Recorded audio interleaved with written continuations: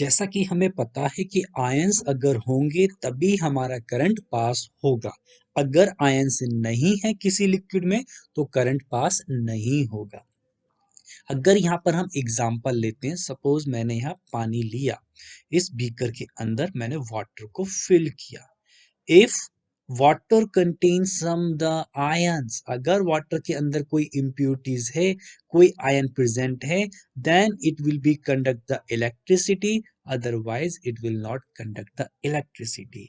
If you will be see, if we add the acid, base and salt in the water, अगर हम acid को, base को या salt को अगर हम ऐड करते हैं वाटर में, तो जो एसिड होते हैं वो ब्रेक हो जाते हैं आयंस के अंदर, एक पॉजिटिव आयंस एक नेगेटिव आयंस। इसी तरह से बेस भी ब्रेक हो जाते हैं पॉजिटिव आयंस नेगेटिव आयंस के अंदर। सॉल्ट भी ब्रेक हो जाते हैं आयंस की फॉर्म के अंदर, यानी कि एक मॉलिक्यूल्स होता है बड़ा और वो दो छोटे टुकड़ों में बट जाता है। तो जो ये आयंस हैं ये हेल्प करते हैं इलेक्ट्रिसिटी को पास करने के लिए। पॉजिटिव एंड नेगेटिव दोनों ही हेल्प करेंगे।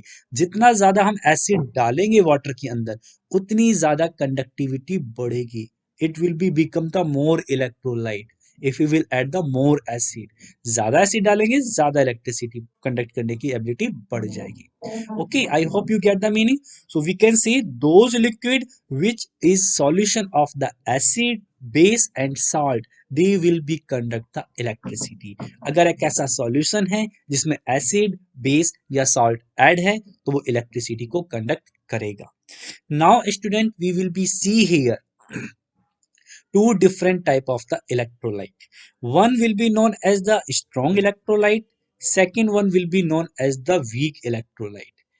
कुछ ऐसे लिक्विड होते हैं जो इलेक्ट्रिसिटी आसानी से पास कर देंगे, बट कुछ इलेक्ट्रोलाइट ऐसे होते हैं जो आसानी से पास नहीं करते हैं। Okay, for we take the example strong electrolyte.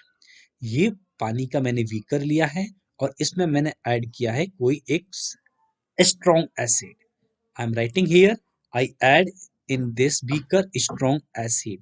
हमने एसिड बेस्ड चैप्टर में डिस्कस कर रखा है। So strong acid, for example the HCl, you will be see there is example is given hydrochloric acid, nitric acid solution, sodium hydroxide solutions. This is a base, but these nitric acid and hydrochloric acid, this is the example of the strong acid, and sulfuric acid is also.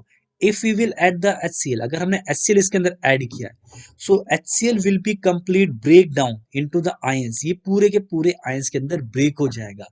so अगर strong acid add कर रहे हैं तो ये जो हमारा electrolyte बनेगा, ये इलेक्ट्रोलाइट काफी स्ट्रॉन्ग होगा, ये इलेक्ट्रोलाइट काफी ज्यादा स्ट्रॉन्ग होगा। स्ट्रॉन्ग मींस क्योंकि इसमें आयंस ज्यादा प्रेजेंट है।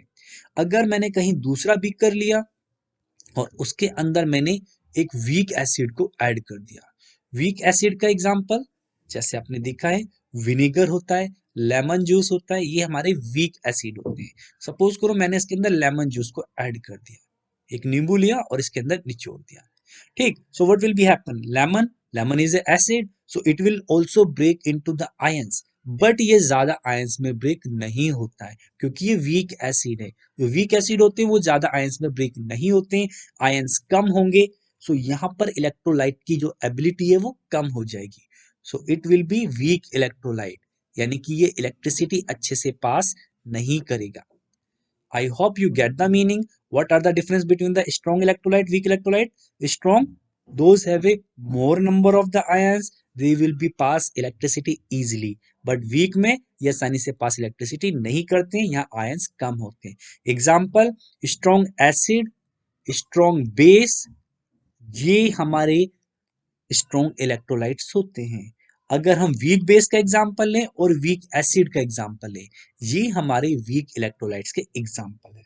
You have to remember there is given strong acid, sulphuric acid यहाँ पर गिवन है, हाइड्रोक्लोरिक एसिड, नाइट्रिक एसिड, ये स्ट्रॉन्ग एसिड गिवन है, सोडियम हाइड्रोक्साइड बेस, ये स्ट्रॉन्ग बेस है, पोटेशियम नाइट्रेट, ओके, तो ये हमारा एक सॉल्ट है।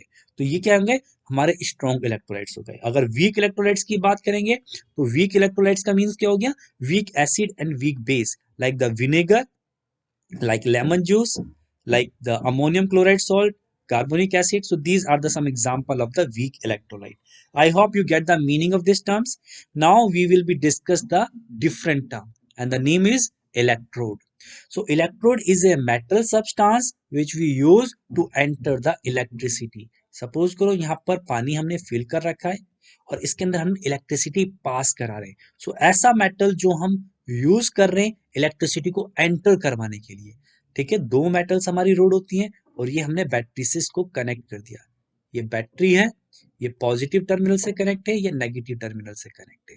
सो इलेक्ट्रिसिटी को पास कराने के लिए जो हमने मेटल्स लिए हैं that will be known the electrode. So we can say those metal rod which we are using to entering or leaving the current in the solution that will be known the electrode. और electrode दो होती हैं.